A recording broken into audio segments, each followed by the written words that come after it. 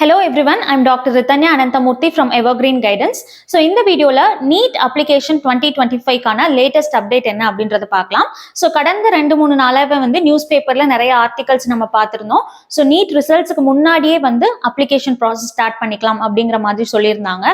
So அதை confirm பண்ணிக்கிற மாதிரி நம்மளுக்கு இன்னைக்கு ஒரு அப்டேட் கிடைச்சிருக்கு. So TN Medical Selection வெப்சைட்ல பாத்தீங்கன்னா யூஜி கோர்சஸ் கிளிக் பண்ணிட்டீங்கன்னா MBBS BDSல உங்களுக்கு 2 நோட்டிபிகேஷன் ரிலீஸ் பண்ணிருக்காங்க. ஃபர்ஸ்ட் நோட்டிபிகேஷன்ல அவங்க என்ன சொல்லியிருக்காங்க அப்படின்னு பாத்துக்கிட்டீங்கன்னா,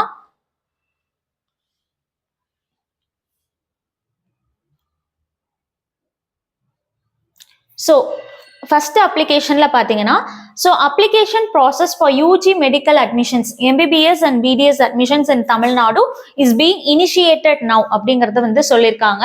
The application process in this year is being started before the result of NEET 2025 and are announced so as to give more time to the candidates for the application.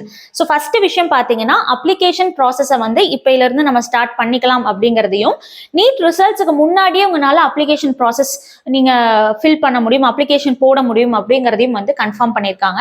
And ரெண்டாவது important point என்னன்னா, you candidates need not upload the NEET mark sheet as Tamil Nadu Medical Selection Committee will check their NEET scores with the National Testing Agency's official results அப்படின்றத சொல்லியிருக்காங்க. So candidates just have to upload their NEET exam hall ticket. அதாவது score card நீங்க upload பண்ண தேவையில்லை, ஏன்னா உங்ககிட்ட score card இருக்காது. அதுக்கு பதிலாக உங்களோட NEET எக்ஸாமோட ஹால் டிக்கெட் மட்டும் நீங்க அப்ளிகேஷன் போடும்போது அப்லோட் பண்ற மாதிரி இருக்கும். வை பிகாஸ் தமிழ்நாடு NTA கிட்ட இருந்து உங்களோட மார்க்ஸை கலெக்ட் பண்ணிக்குவாங்க அப்படிங்கறத சொல்றாங்க. அண்ட் தேர்ட் இம்பார்ட்டன்ட் பாயிண்ட்ல it has been emphasized that application window for Tamil Nadu UG medical admissions will be open at least 5 days after the NEET results அப்படின்றத சொல்றாங்க. ஸோ ஈவன் NEET ரிசல்ட்ஸ்க்கு அப்புறமும் கூட அப்ளிகேஷன் போர்ட்டல் ஓப்பனாக தான் இருக்கும். So தேவைப்படுறவங்க exam ரிசல்ட்ஸ்க்கு அப்புறம் கூட NEET அப்ளிகேஷன் ஃபில் பண்ற மாதிரி எக்ஸ்டெண்ட் பண்ணியிருக்கோம் அப்படிங்கிறத சொல்றாங்க.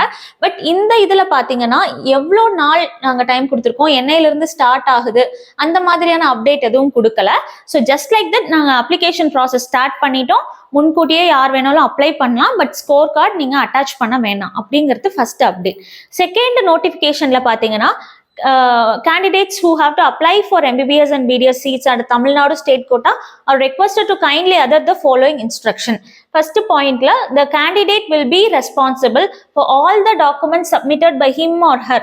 Any candidate who is found to have produced or submitted any documents or certificate which is false, forged or fake at any stage of counseling or admission process or later will have his or her candidate cancelled and seat, even if allotted or joined, will be immediately terminated and necessarily legal actions will be initiated against the individual or parents. So first விஷயம் என்ன அப்படின்னா, நீங்க application போடும்போது நீங்க submit பண்ணக்கூடிய documents உங்களோடதாகவும் உண்மையானதாகவும் இருக்கணும். அது பொய்யான டாக்குமெண்ட்டோ இல்ல ஃபோர்ஜ் பண்ண மாதிரியோ இல்ல ஒரு ஃபேக்கா இல்லாத ஒரு டாக்குமெண்ட்டை ரெடி பண்ற மாதிரியோ இருக்கக்கூடாது. எஸ்பெஷலி NRI கேட்டகரிஸ், நேட்டிவிட்டிஸ், இந்த மாதிரி ஸ்பெஷல் இது இருக்கவங்க எல்லாம் டாக்குமெண்ட்ஸ் கிளியரா ரெடி பண்ணி வச்சுக்கோங்க. ஸோ அதுதான் அவங்களோட ஃபர்ஸ்ட் இம்பார்ட்டன்ட் என்ன சொல்றது ரிக்வெஸ்டா இருக்கு. அண்ட் அதை மீறி நம்ம பொய்யான டாக்குமெண்ட்ஸோ இல்லாத டாக்குமெண்ட்ஸை உருவாக்கி நம்ம சப்மிட் பண்ணால் அந்த ஸ்டூடெண்ட் MBBS ஜாயின் பண்ண முடியாத மாதிரியும் இன் ஃபியூச்சர் ரவுண்ட்ஸ் ஆஃப் கவுன்சிலிங்லேயும் பார்ட்டிசிபேட் பண்ண முடியாத மாதிரியான பின்விளைவுகள் இருக்கும் அப்படிங்கறத அவங்க சொல்லிடுறாங்க. ஸோ ஈவன் இஃப் ஜாயின் பண்ணதுக்கு அப்புறம் கண்டுபிடிச்சாலும் கூட, என்ன ஸ்டேஜ்ல அவங்க இதை கண்டுபிடிச்சாலுமே MBBS சீட் ஆர் BDS எடுத்திருந்தாங்கன்னா அதை கேன்சல் பண்ணிடுவாங்க அப்படிங்கறத உறுதிப்படுத்துறாங்க. அண்ட் செகண்ட் பாயிண்ட்ல என்ன சொல்லியிருக்காங்கன்னா, இந்த மாதிரி ஒரு cheating or forgery or fake documents ஏதாவது ப்ரொடியூஸ் பண்ணா கவுன்சிலிங்ல இந்த வருஷம் கலந்துக்க முடியாது ஃபர்தரா. அது இல்லாம சப்சீக்வெண்ட் 3 இயர்ஸ்க்குமே பாத்தீங்கன்னா நீங்க கலந்துக்க முடியாது அப்படிங்கிற ஒரு இதையும் விதிச்சிருக்காங்க. And finally, Tamil Nadu medical selection committee discourages candidates from seeking any agent or agencies to help in the application. அதாவது நிறைய பேர் நான் இவ்வளோ அமௌண்ட் கொடுக்குறேன், இந்த காலேஜ்ல சீட்டு வாங்கி கொடுத்துருவேன், அந்த மாதிரி எல்லாம் நிறைய பேர் மிஸ்யூஸ் பண்ணலாம். பட் இந்த இடத்துல அவங்க தெளிவா சொல்றது என்ன அப்படின்னா, MBBS BDS ஜாயின் பண்ணும் அப்படின்னா என்னவா இருந்தாலுமே கவுன்சிலிங் மூலமா மட்டும்தான் வந்து ஜாயின் பண்ண முடியும். எந்த கேட்டகரியா சார்ந்தவங்களா இருந்தாலும் கவுன்சிலிங் மூலமா போயிட்டு பேமெண்ட் பண்ணி வரதா real.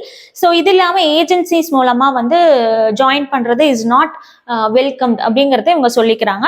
So finally last important note, as per directions of the Honorable Supreme Court in this order and also as per the guidelines, so Tamil Naduக்கு state counseling will be handled by Tamil Nadu Medical Selection Committee. தமிழ்நாட்டுக்கு பார்த்தீங்கன்னா TN medical selection committee தான் வந்து state கவுன்சிலிங்கை நடத்த போறாங்க. And அந்த state கோட்டால பார்த்தீங்கன்னா உங்களுக்கு கவர்மெண்ட் காலேஜ் சீட்டு, பிரைவேட் காலேஜ்ல government quota seat, management quota seat, அதுக்கப்புறம் வந்து என்ஆர்ஐ கோட்டா சீட்டு, இதெல்லாமே வந்து ஃபில் பண்ணுவாங்க. அண்ட் ஆல் இண்டியா கோட்டா கவுன்சிலிங்கை நடத்துறது யாரு அப்படின்னு பார்த்தீங்கன்னா medical council MCC of DGHS. இதுதான் வந்து ஆல் இண்டியா கோட்டாஸை சீட்ஸை ஃபில் பண்ணக்கூடிய கவுன்சிலிங் அத்தாரிட்டி அப்படிங்கிறத அவங்க உறுதிப்படுத்திக்கிறாங்க. ஸோ தமிழ்நாட்டில் பார்ட்டிசிபேட் பண்றவங்களுக்கு TN medical selection, all India participate பண்ணணும்னா எம்சிசி. இதுதான் வந்து கவுன்சிலிங் கண்டக்டிங் அத்தாரிட்டிஸ். ஹோப் இந்த அப்டேட் உங்களுக்கு யூஸ்ஃபுல்லா இருக்கும்னு நினைக்கிறேன். பட் இந்த வீடியோவில் பார்த்தீங்கன்னா நீங்க இந்த வீடியோ பார்த்ததுக்கு அப்புறம் செய்ய வேண்டிய விஷயம் என்னன்னா, பதட்டப்படாதீங்க. ஜஸ்ட் உங்க டாக்குமெண்ட்ஸை வந்து ப்ராப்பரா ரெடி பண்ணி வச்சுக்கோங்க. நீங்க வேற எதுவும் வந்து இந்த டைம்ல நீங்க பண்ண வேண்டாம். ஸோ உங்களோட டாக்குமெண்ட்ஸ் என்னென்ன இருக்கோ அவங்க இது வரைக்கும் இருக்கக்கூடிய இதுபடி நீங்க ரெடி பண்ணி வச்சுக்கலாம். அண்ட் ப்ராப்பர் சைஸ், ஃபார்மேட்டு அதெல்லாம் ரெடி பண்ணிக்கோங்க. சப்போஸ் டாக்குமெண்ட்ஸ் இல்லாத டாக்குமெண்ட்ஸா இருந்ததுன்னா ஃபர்ஸ்ட் அதை கலெக்ட் பண்றதுக்கான ஆக்ஷன் எடுங்க. So especially nativity, minority, income certificate, community இதெல்லாம் இல்லாதவங்க டக்குன்னு போயிட்டு அதை வாங்குறதுக்கான முயற்சிகள் எடுங்க. அண்ட் ஈவன் இஃப் சடனா வந்து இன்னொரு மேபி 1 or 2 daysல அப்ளிகேஷன் போர்ட்டல் ஓப்பன் ஆனாலும் யாரும் வந்து அவசரப்படாதீங்க. ஸோ ஃபர்ஸ்ட் ப்ராப்பராக டாக்குமெண்ட்ஸ் கலெக்ட் பண்ணுங்க. 1 or 2 days லேட்டாக அப்ளை பண்ணாலும் டசன்ட் மேட்டர். அதுக்காக தான் அவங்க எக்ஸ்டெண்ட் பண்ணி கொடுத்துருக்காங்க.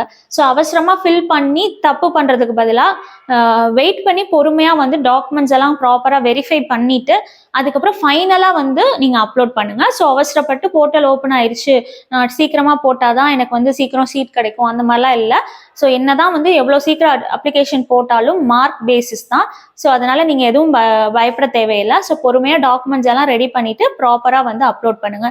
ஹோப் இந்த வீடியோ உங்களுக்கு இன்ஃபர்மேட்டிவா இருக்கும்னு நினைக்கிறேன். எங்க வீடியோஸ் பிடிச்சிருந்தா லைக் பண்ணுங்க. தொடர்ந்து வீடியோஸ் பார்க்கணும்னு நினைச்சீங்கன்னா சப்ஸ்கிரைப் பண்ணுங்க. இந்த மாதிரி இன்னொரு வீடியோல உங்களை சந்திக்கிறேன். நன்றி, வணக்கம்.